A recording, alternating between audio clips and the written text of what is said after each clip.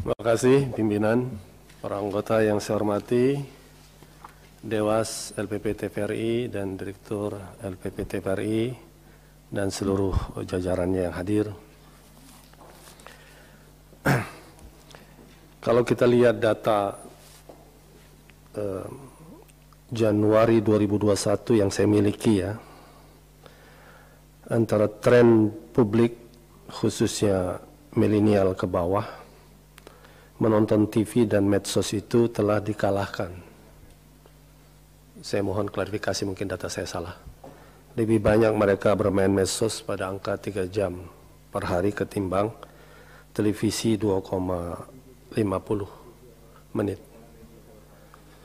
Dan dalam wawancara satu stasiun TV ketika anak muda ditanya apakah akses informasi Anda, mereka tidak menyebut TV. Bahkan saya bertemu dengan tokoh kritis, ya cukup kritis sebenarnya, orang daerah. Baru 3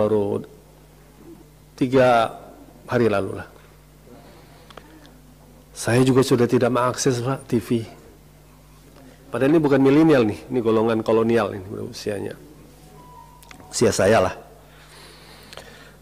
Melihat tren ini, ya, apakah TVRI telah menganalisis sesungguhnya tantangan 10-20 tahun ke depan itu akan seperti apa? TVRI di tengah berbagai TV, TVRI di tengah media sosial. Business as usual yang kita mau lakukan atau kita sudah mengantisipasi sebenarnya ke depannya akan sesuatu yang terjadi. TVRI, LPP, lembaga penyiaran publik, ya. Saya kira ini harus menjadi corong terbesar reformasi, ya. TVRI dan RRI, karena dua lembaga inilah yang paling netral saya kira. Selebihnya tentu ada punya kepentingan para owners. Dengan persaingan berbagai TV dan juga media sosial, sudahkah ada pembicaraan? Saya nggak tahu 5 tahun, 10 tahun, 20 tahun analisis itu. Dengan perkembangan media sosial yang luar biasa. Internet kita 74% akses publiknya, bahkan pemerintah menargetkan 97% ya, yang akan datang. Ini saya minta analisis itu. Apakah mau disampaikan sekarang atau minta tertulis, saya sangat butuhkan itu. Yang kedua, dari sensus penduduk 65% kita dapatkan data yaitu generasi milenial, generasi Z atau Z, dan post Z itu 65%. Dan ini dunia mereka, dunia digital ini dunia mereka, dunia medsos dunia mereka. Ada dua aspek yang saya kira, ini kalau yang kedua ini saya melihat lebih kepada saran saya. Saya sudah melihat di sini bahwa media baru ada live streaming, podcast dan lain-lain. Sejauh mana TVRI berhasil mengidentifikasi diri atau perlu mengidentifikasi diri bahwa TVRI adalah medianya milenial dan generasi Z dan post Z. Apakah itu perlu diidentifikasi seperti itu? Sehingga TVRI yang saya katakan dan RRI, dan saya memperjuangkan pada undang-undang pemilu yang lalu, iklan pemilu harus diambil oleh TVRI dan RRI. Karena itulah tempat yang paling netral. Ya, karena ini pesta negara, pesta demokrasi, pesta negara, maka lembaga penyiaran publik yang paling berhak adalah TVRI dan RRI. Itu saya perjuangkan resmi dalam undang-undang pemilu yang lalu. Oleh karena itu saya juga ingin menyampaikan dengan porsi 65% milenial, generasi Z dan post Z itu, sejauh mana sih TVRI merasa perlu mengidentifikasi diri sebagai bagian dari mereka. Sehingga kalau itu perlu, saya tidak tahu, saya tidak bisa memastikan. Maka kreativitas milenial dalam konteks digital marketing, ya, dalam konteks ekonomi, karena saya melihat data Januari 2021 itu ekonomi digital marketing pembelian melalui online 49% per Januari. Sekarang sudah lebih dari itu. Artinya dia menjadi solusi bagi anak-anak muda menuju kepada kemapanan ekonomi. Karena ekonomi ini adalah fitrah manusia. Ya.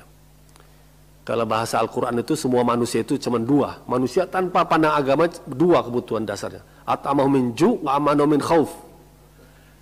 Bebas dari rasa lapar dan bebas dari rasa takut. Dari rasa lapar itu ekonomi. Dan digital marketing sudah masuk pada angka per Januari 49%. Dengan lockdown ini saya kira sudah naik itu. Orang belanja melalui digital. Saya merasa setahun terakhir mungkin saya nggak pernah ke mall. Belanjanya ya itu. Digital paling warung dekat. Warung-warung dekat. Mungkin sama Pak Jenderal. Jadi ini direkatkan menjadi solusi ekonomi anak-anak muda kita. 65% mereka. Kedua, kreativitas anak muda kita. Tantangan pornografi, pornoaksi dan lain-lain. Tapi kita menawarkan suatu kreativitas yang sesuai dengan semangat 31 ayat 3. Satu pasal yang tidak ada di zaman Soekarno-Hatta baru hadir di zaman reformasi, pasal 31 ayat 3. Pasal yang berbunyi, pemerintah mengusahakan dan menyelenggarakan satu sistem pendidikan nasional yang meningkatkan keimanan dan ketakwaan serta akhlak mulia dalam rangka mencerdaskan kehidupan bangsa yang diatur dengan undang-undang. Undang-undangnya Undang-Undang Sisdiknas, yaitu yang tercakup di situ pendidikan formal, non formal, informal. Sekolah sampai perguruan tinggi, kursus-kursus sampai lingkungan rumah tangga. Saya kira TVRI bagian dari situ. Karena TVRI juga melakukan fasilitasi pengajaran sekolah, begitu Pak ya. Jadi tantangan satu sisi pornografi pornografi luar biasa, tapi TVRI punya peluang. Anda dibiayai negara, dan ini bukan punya rezim. Penyiaran publik bukan punya rezim.